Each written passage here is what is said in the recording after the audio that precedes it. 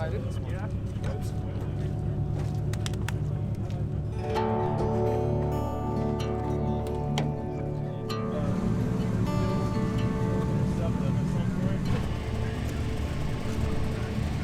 Hey. Good. How are you? Good. You ready? Yeah, so 46 for it. All right. Have fun. Yeah. Today we're just doing a test for some of the guys.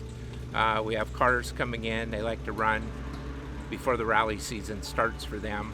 It's kind of a test and tune, and then we have worker training going on also.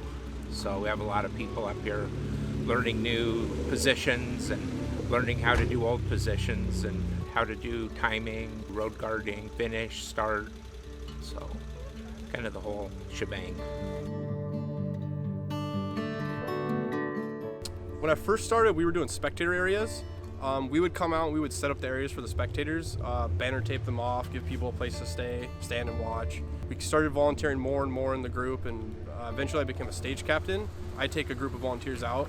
I teach them to run the timing controls. We set them up. You put road marshals out, you get ham radios, you establish communications, all that stuff, and yeah.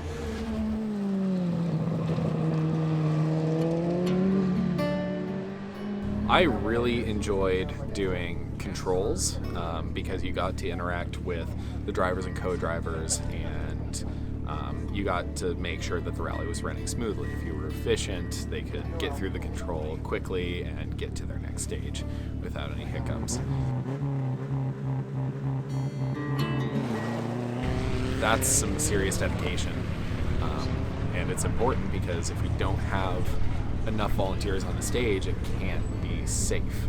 We need to be able to control all the access points. We need to have good radio communication, and that's why we have so many volunteers. It's fun. It is so fun.